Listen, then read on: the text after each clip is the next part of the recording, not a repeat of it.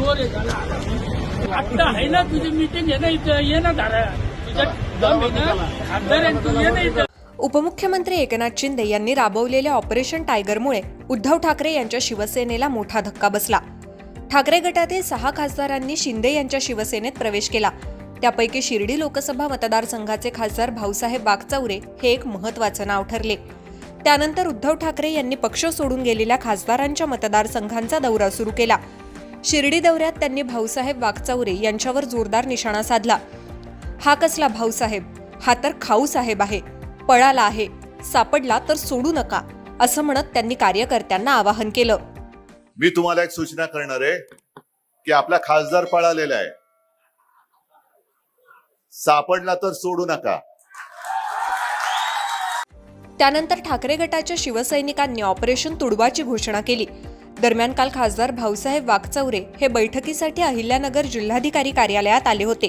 याची माहिती मिळताच ठाकरे गटाचे उपजिल्हाप्रमुख गिरीश जाधव आणि युवा पदाधिकाऱ्यांनी गणिमी काव्याच्या पद्धतीनं जिल्हाधिकारी कार्यालय गाठलं.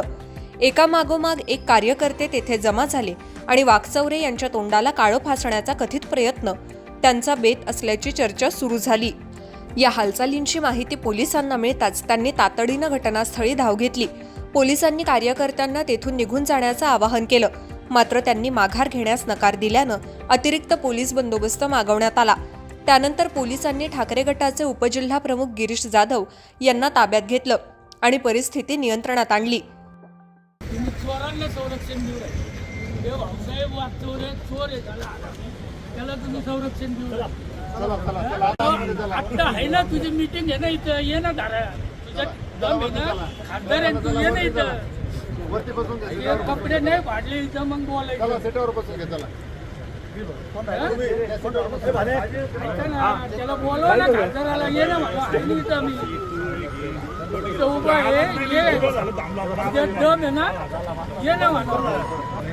या घटनेनंतर ठाकरे गटाच्या शिवसैनिकांनी पोलीस वेळेत पोहोचले म्हणून भाऊसाहेब वाकचौरे वाचले, अन्यथा ऑपरेशन तुडवा पूर्ण झालंच असतं अशी प्रतिक्रिया दिली.